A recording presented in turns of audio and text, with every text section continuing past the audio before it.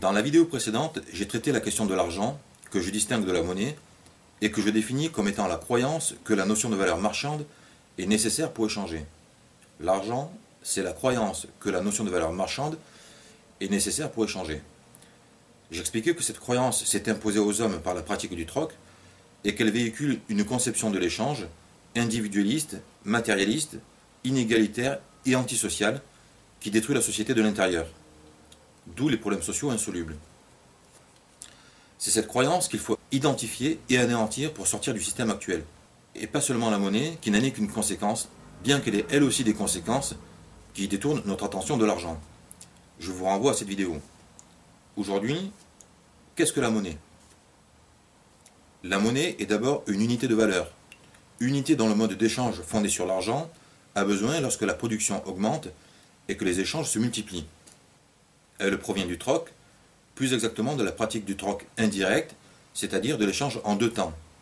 Un premier échange sert à se procurer un bien, destiné à être échangé contre l'objet réellement désiré. Les biens servant régulièrement de moyens d'échange ont retenu l'attention et sont devenus au fil du temps des moyens d'échange.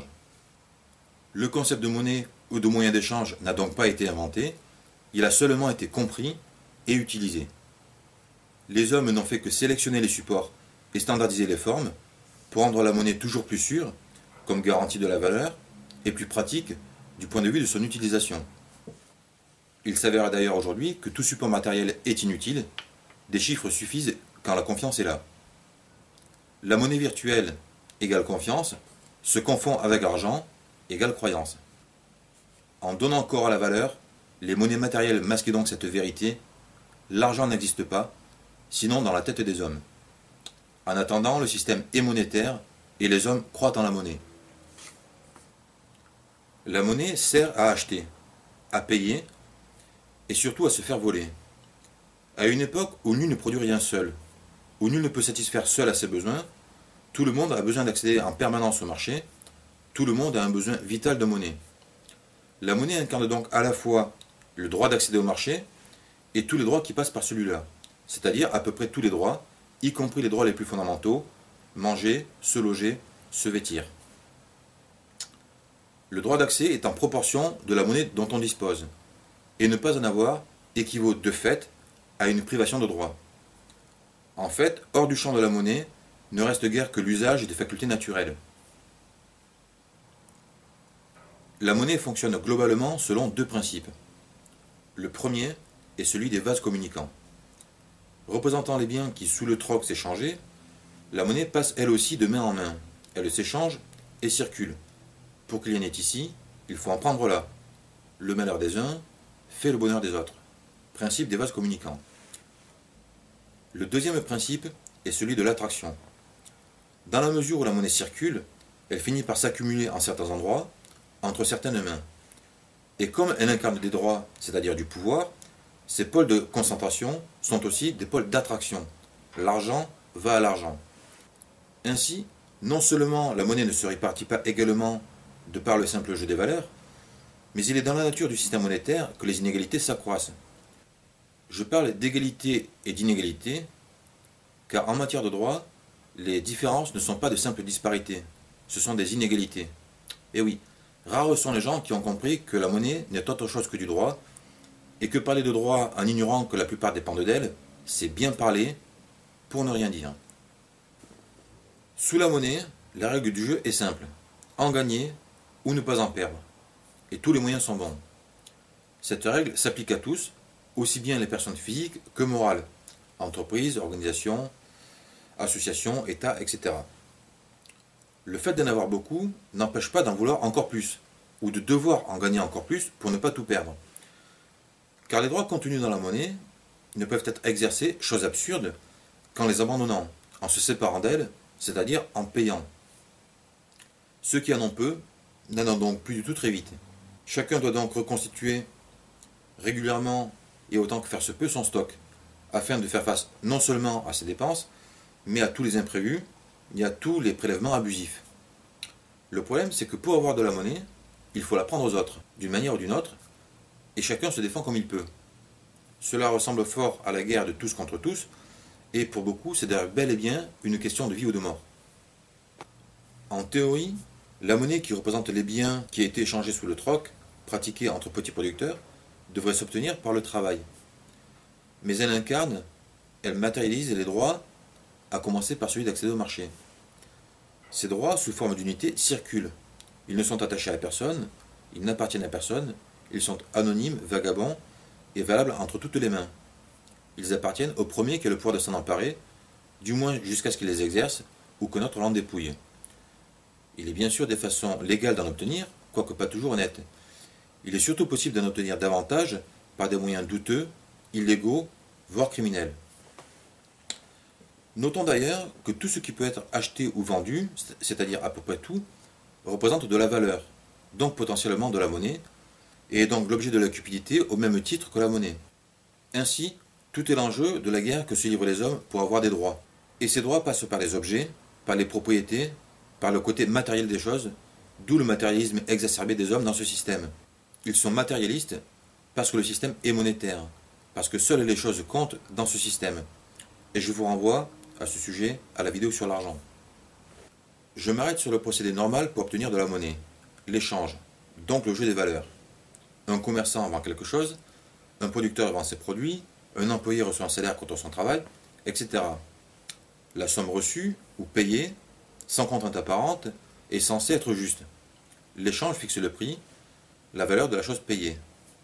Mais qu'est-ce donc un juste prix? Qu'est-ce au juste la valeur? La valeur ne reflète jamais qu'un rapport de force. Le prix est fixé par celui qui a les moyens de faire prévaloir ses intérêts. Ce peut être le vendeur comme l'acheteur selon le cas, mais à l'arrivée, il est impossible que l'un ou l'autre ne soit pas lésé, même quand les deux parties sont satisfaites. Sous quel rapport un prix est-il juste? Un prix fixe n'a pas la même valeur pour un riche et un pauvre, puisqu'il ampute leur budget dans des proportions différentes au préjudice du pauvre. Du reste, un même objet a une infinité de prix, selon la quantité produite, le lieu de vente, selon le vendeur, etc. Un objet acheté aujourd'hui n'aura pas le même prix demain. Il n'a donc aucune valeur intrinsèque. En réalité, ces notions de valeur et de prix sont totalement arbitraires. Et l'arbitraire est le contraire de la justice. Qu'il soit difficile, voire impossible, d'établir le degré d'injustice est une chose. Que l'on voit dans ce système la panacée de la justice ou simplement de l'équité en est une autre. Je dis, moi, Philippe Landeux, que de toute transaction, il résulte un vol, un préjudice pour l'une ou l'autre des parties, généralement toujours la même. Que payer le travail avec de la monnaie, c'est voler les travailleurs. Que seuls les riches ont intérêt au système monétaire, et que la monnaie est avant tout un moyen subtil d'exploitation et d'oppression. La croyance même que les choses ont un prix, une valeur marchande, et que ces notions sont nécessaires pour échanger, est une absurdité. Les prix ne sont que des sommes de marge bénéficiaires et de coûts humains. Ils baissent quand on exploite les travailleurs ici ou ailleurs, ils augmentent quand chaque intermédiaire, sous divers prétextes, rareté, nouveauté, qualité des produits, s'en met plein les poches. En réalité, on ne paie pas les choses, on ne paie que les hommes. Seuls les hommes ont besoin de monnaie, seuls les hommes sont payés. C'est parce qu'on paie les hommes que les choses ont un prix. Et comme elles ont dès lors un prix, il faut payer les hommes pour qu'ils puissent les acheter. C'est un cercle vicieux dans lequel les hommes sont entraînés par l'argent pour satisfaire à ces règles contre leurs propres intérêts. Les hommes se plient aux lois de l'argent et à celles de la monnaie parce qu'ils sont prisonniers de leur conception de l'échange. Parce que cette conception leur est inculquée par le système monétaire dans lequel ils sont nés et par la pratique de l'échange monétaire qu'ils acceptent, faute de pouvoir le remettre en cause individuellement. Ils acceptent ainsi sans sourciller la logique monétaire qui n'a aucune dimension humaine et sociale, alors même que les échanges sont au cœur des rapports sociaux et de la société.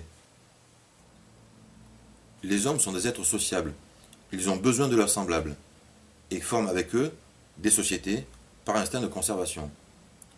Mais une société est constituée de citoyens ayant des devoirs les uns envers les autres, les mêmes devoirs, et se garantissant mutuellement les mêmes droits, les droits du citoyen.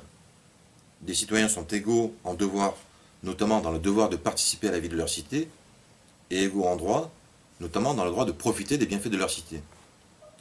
Mais pour être réellement égaux dans le droit de profiter des bienfaits de leur cité, fruit de la participation de tous, ils doivent pouvoir accéder au marché du fait même d'être citoyens. C'est la citoyenneté qui doit leur conférer ce droit.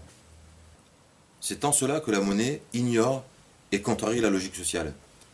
Car dans un système monétaire et dans tout système d'échange fondé sur l'argent, c'est-à-dire faisant appel à la notion de valeur marchande, c'est le rôle de la monnaie et de toute unité sous quelque nom que ce soit de conférer ce droit. Droit par ailleurs limité et inégal. Autrement dit, dans un système monétaire, un individu n'a pas de droit parce qu'il est citoyen. Il n'en a que s'il dispose de monnaie, qu'il doit se procurer comme il peut.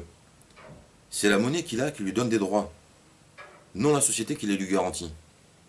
Pire, ces droits dépendent de celui qui le paie, et qui a toujours intérêt à le payer le moins possible. Ils dépendent aussi de celui qui a les moyens d'exiger de lui un paiement, et qui a intérêt à lui en demander toujours plus. En fait, en cautionnant le système monétaire, la société abdique son rôle et s'autodétruit. Il n'y a pas de citoyens au vrai sens du terme dans un système monétaire. Seulement des individus livrés au bon vouloir des commerçants, des patrons, des riches, des banques, des assurances, de l'État, des truands, de leurs voisins et finalement d'eux-mêmes. Tout individu qui ne dénonce pas le système monétaire se fait le complice de l'argent, de ses conséquences dont il est lui-même victime et de tous les tyrans dont il ne rêve peut-être que de prendre la place. Il n'y a pas non plus d'égalité ou de démocratie. On peut utiliser ces mots, ils demeurent vides de sens. On peut changer les hommes, cela ne change pas les choses. On peut dénoncer les valets de l'argent, on en est un soi-même, à son niveau. Je n'ai pas abordé la question de la façon dont les hommes utilisent la monnaie qu'ils croient neutre entre leurs mains. Mais neutre sous quel rapport? Sont-ce eux qui fixent les règles de son utilisation ou l'utilisent-ils comme elle leur permet, selon ses règles à elle? En vérité, ils font où elle leur permet de faire. Ils jouent, comme ils peuvent, au jeu dont elle a fixé le cadre. Le système monétaire est une prison aux murs invisibles. Les uns se pavanent dans les couloirs, les autres tournent en rond dans leur cellule ou grelottent au mitard, mais tous sont bel et bien en prison, inconscients de la possibilité et même de l'obligation de s'évader. Les hommes pensent d'ailleurs toujours à la monnaie qu'ils ont et qu'ils croient utiliser en maître. Mais ils oublient qu'en manquer ou ne pas en avoir est aussi le fait du système monétaire et que cela conditionne tout autant leur vie, voire plus.